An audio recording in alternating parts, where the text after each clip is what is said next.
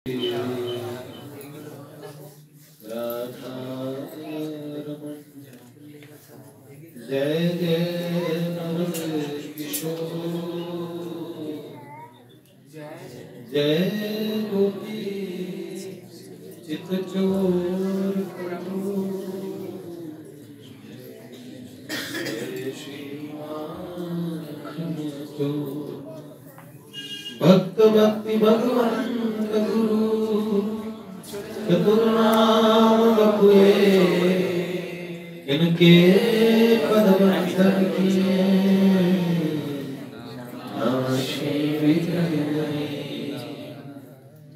नारायण नमस्कृत्यं नरं चैव नरोत्तमं देवीं सरस्वतीं व्यासं ततो जयमुदीरये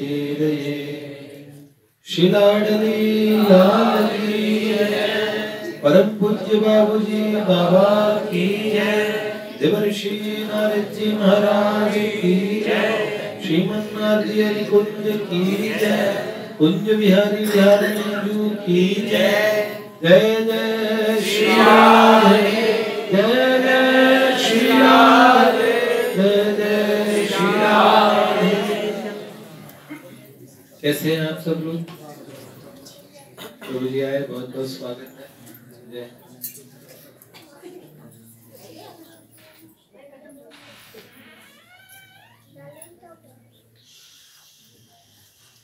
पूज्य भाई जी के चरित्र में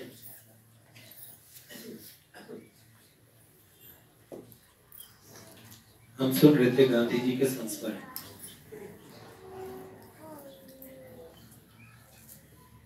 भाई जी 1926 तक बॉम्बे रहे, बम्बई,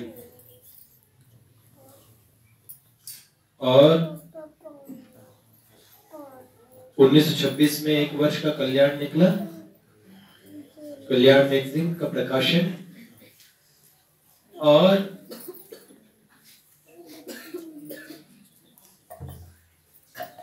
1927 भाई जी का गोरखपुर आगमन।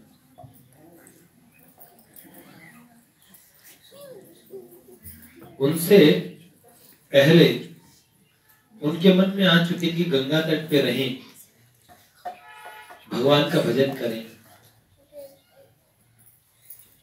जैसे भक्त लोगों के मन में प्रार्थना होती है कि भगवान ऐसा मौका दे, कब कब हूँ ऐसी रहनी रहूं।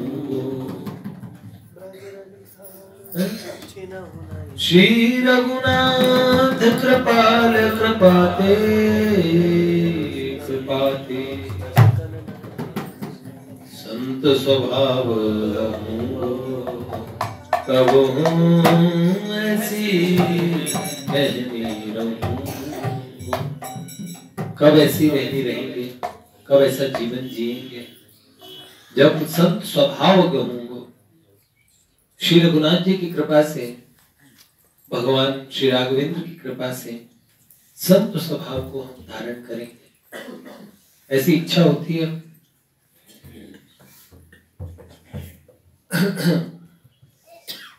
तो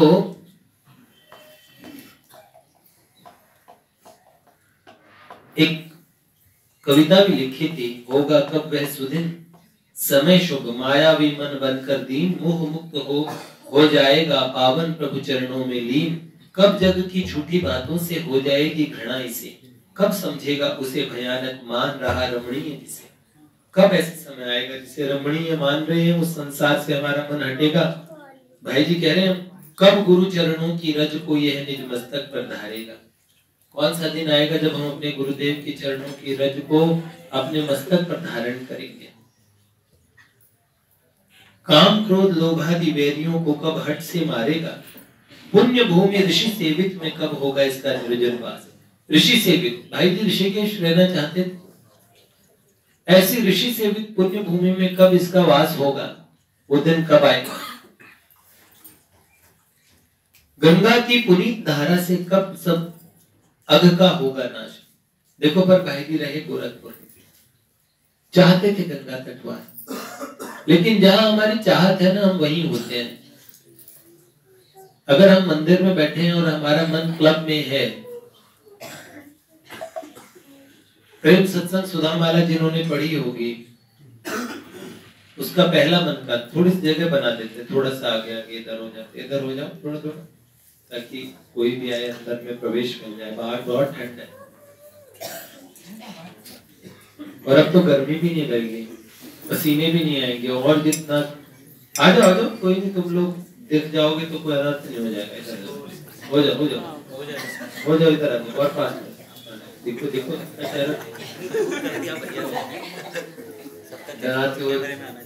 कैमरा में सब आने चाहिए। ऐसा कब छोड़ेगी सकल इंद्रियां अपने विषयों में रमना, कब सीखेगी उल्टी आकर अंतर में उसके जमना। देखो ऐसी स्थिति हमारे मन में आती है।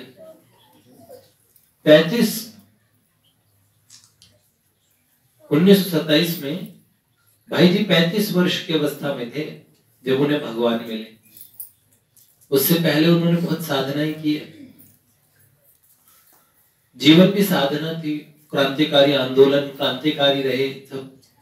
लेकिन उससे पहले मन की एक स्थिति बनने लगी। चलो मन वृंदावन की ओर, चलो मन वृंदावन की ओर।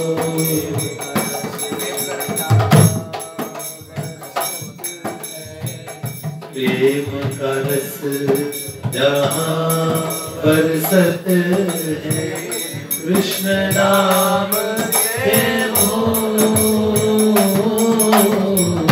कृष्ण नाम से ऐसे वृंदावन में हम कब जाएंगे, कब हमारा मन भगवान के चरणों में लगेगा, ऐसी प्रार्थनाएं। और ऐसे में उन्हें संसार की नश्वरता की अनुभूति हुई एक बात से। कौन सी बात थी? उनका एक मित्र था, भरी जवानी में उसकी मृत्यु हो गई और वो बड़ा फैशनेबल था। खाना पीना पहनना ओढ़ना चाल ढाल सभी राजसी थे। अचानक बीमार पड़ा, कुछ ही दिनों में शरीर छूट गया। भरी जवानी में स्वजन की मृत्यु से कुटुंबी तथा सगे संबंधी व्याकुल हो उठे। सबने रोते रोते अर्थी तैयार की और किस तरह शमशान घाट ले गए। जवान मृत्यु को देखकर और किस तरह अग्नि ने और चिता धू धू करके जलने लगी। भाई जी को मन में मित्र के बीते जीवन की स्मृतियां जाग उठी। उसका सुंदर शरीर सारे प्रसादन कुछ ही क्षणों में आग की लपेटों में स्वाहा हो गए। और भाई जी ने उस समय भी एक कविता लिखी थी। पल भर पहले जो कहता था यह धन मेरा यह घर मेरा, प्राणों के तन से जाते ही उसको लाकर बाहर गिरा। जिस चटक मटक और फैशन पर तू है इतना भूला फिरता, जिस पद गौरव के रौरव में दिन रात शोक से है गिरता, जिस तड़क भड़क और मौज मजों में फुर्सत नहीं तुझे मिलती, जिस गान तान और गपशप में सदा जीभ तेरी हिलती, इन सभी सात समानों से छूट जाएगा रिश्ता तेरा, प्राणों के तन से जाते ही उसको लाकर बाहर गिरा। इस तरह बहुत बड़ी कविता लिखी। एक ऐसा समय होता है जब आदमी को रियलाइज होता है, मन में लगता है इस जहां में हजारों का मेला जुड़ा, हंस जब भी उड़ा तो अकेला उड़ा, हंस जब जब उड़ा तो अकेला उड़ा।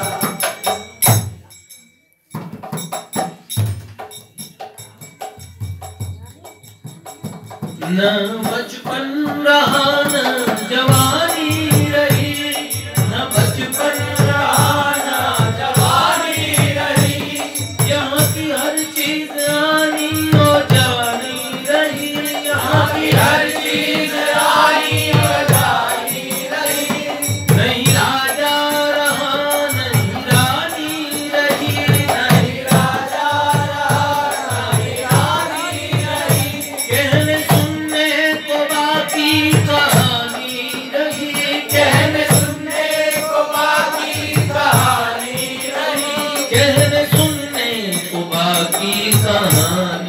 गई, कहने सुनने को बाकी कहानी गई। 4 दिन के लिए ये मेला जुड़ा, 4 दिन के लिए ये मेला जुड़ा। हंस जब जब उड़ा तो अकेला उड़ा, हंस जब जब उड़ा तो अकेला उड़ा, हंस जब जब उड़ा तो अकेला उड़ा, हंस जब। मन में वैराग्य हुआ, सही समय पे गंगा तट पे जाने की आकांक्षा, और अचानक उन्होंने सेठ जी से प्रार्थना भी की कि पत्र लिखकर कि मुझे गंगा तट पर भजन करना है, साधन करना है, कल्याण के कार्य से मुझे मुक्त कर दीजिए। पर सेठ जी ने कहा मैं कल्याण को बढ़ते हुए देखना चाहता हूँ, कल्याण जो मैगजीन जिसके विषय में। और उन्होंने कहा कल्याण के संपादक का हनुमान तुमको ही काम करना है, फिर तुम चाहे गंगा तट पर रहो या कहीं और। हाँ, उसके मुद्रण एवं वितरण की व्यवस्था गीता प्रेस गोरखपुर से हो सकती है। अतः तुम बंबई से एक बार गोरखपुर आ जाओ, 2-3 महीने वहां रहकर कल्याण का काम समझाकर फिर जहां चाहे वहां रहना, और प्रति मास छापने के लिए सामग्री भेज देना।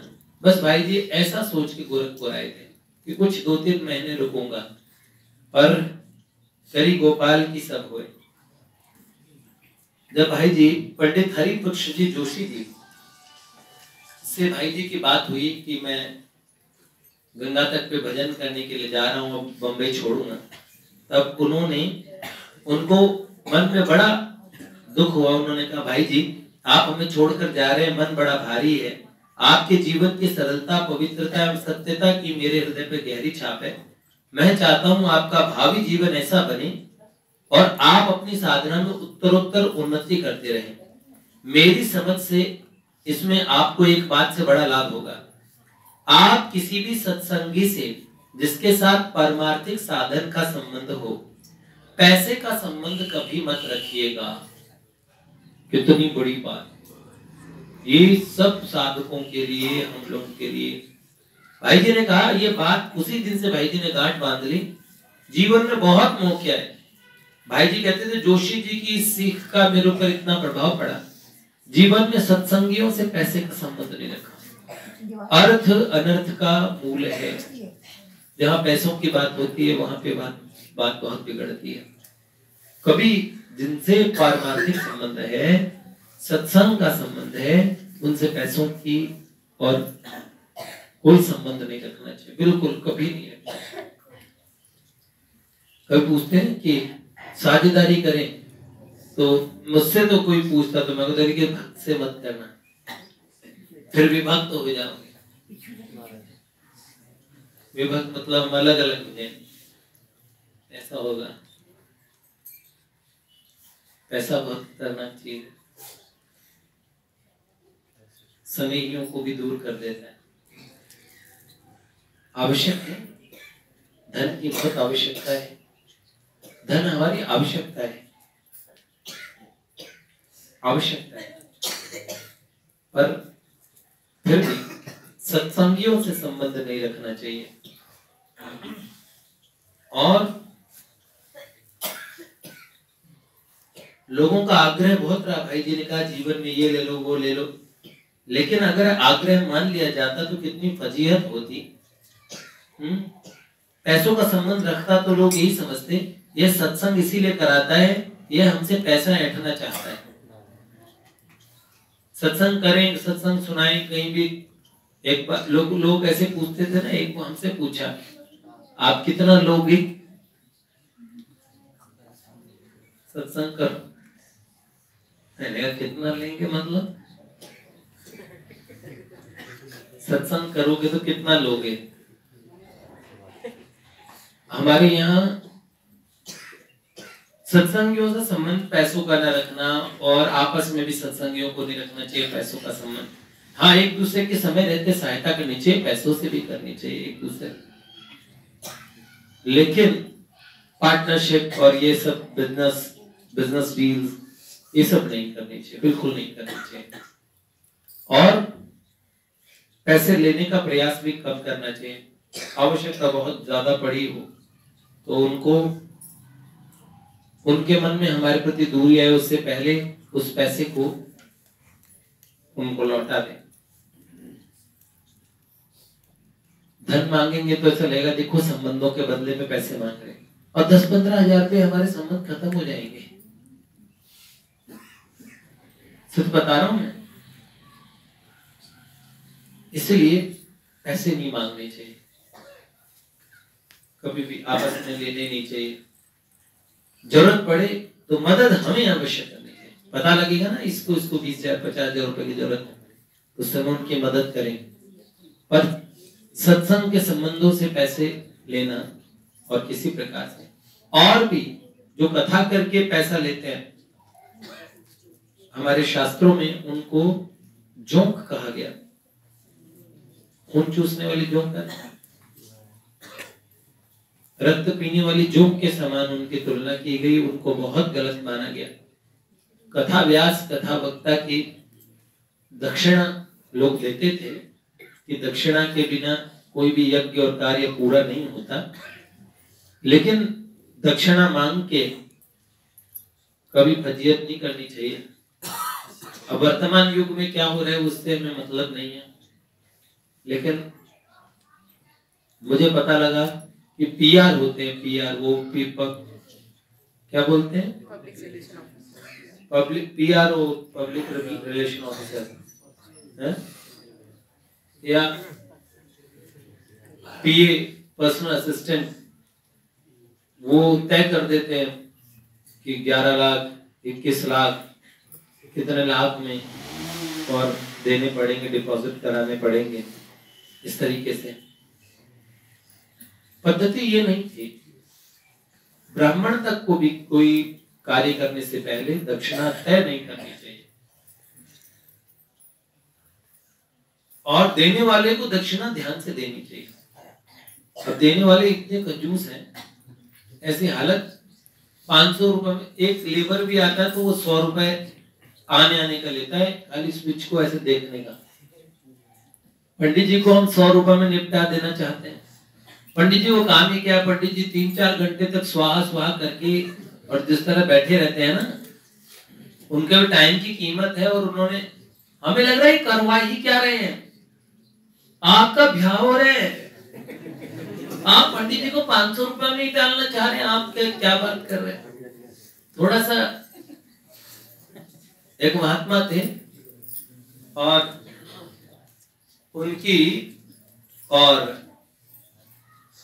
उनका आशीर्वाद मिला एक राजा को। सेठ था या राजा था, सेठ था, उसे कोई संतान नहीं थी, तो उन्होंने, महात्मा जी ने आशीर्वाद दिया, उनके लाला हो गया। अब उन्होंने फंक्शन कराया बहुत बड़ा, और वहां पे भेंट दक्षिणा देते हैं, जैसे तो महाराज जी को उस जमाने में 30 रुपए दिए। साथ में उन्होंने डांस करने वाली वहां की प्रसिद्ध मुजरे वाली को बुलाया, उसका नाम था रमजनिया। तो रमजनिया की जब डांस शुरू हुआ तो बारी बेरी करके उन्होंने 300 रुपए दिए। तो महात्मा जी का नाम रामदास जी था, तो महात्मा जी बोले, आंखें फूटी जगत की तो काह करे जगदीश, रमजनिया को 300 और रामदास को 30। तो पूरी दुनिया में रमजनिया को 300 दिए जा रहे हैं। बड़े बड़े इवेंट्स ऑर्गेनाइज करते हैं, सब चीज करते हैं, पर क्या उस हिसाब से आप पंडित जी को पैसा दे रहे हैं? तो पंडित जी भी कम नहीं है, आपका गठबंधन ऐसा करा रहे हैं कि अगले दिन से ही आप वो ना, एक ससुर से और पूछा, ससुर मतलब लड़के के ससुर से, मतलब लड़की के पापा से, और पूछा किसी उस लड़के के साले ने, मतलब समझ गया ना। अब आप क्रिश्चियन कंफ्यूज मत हो जाना। एक व्यक्ति की बेटी का ब्याह हो रहा था, तो वो बेटा आया और कहने लगा, पिताजी ये जीजी इतना क्यों रो रही है? जीजा जी तो नहीं रो रहे।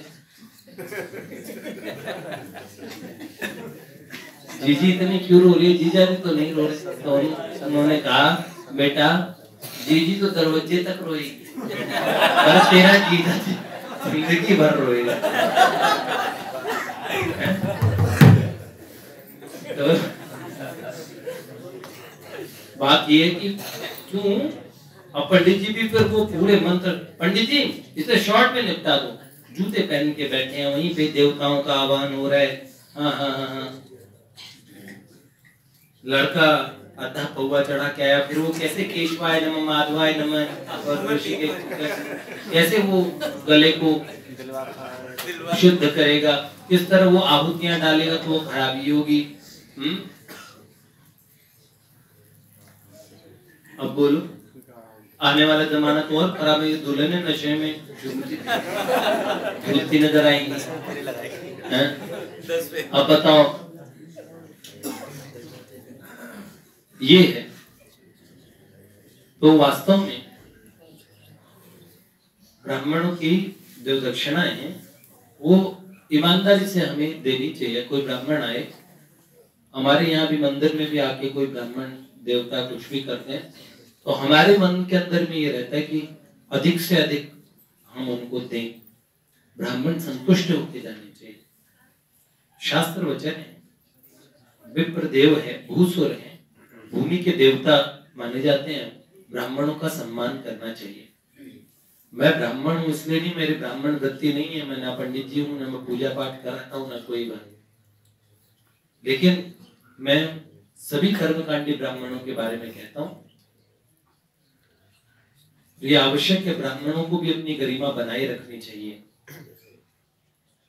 पर हमें भी ध्यान रखना चाहिए, गौ है, ब्राह्मण है, वेद है, ये हमारे धर्म के स्तंभ है।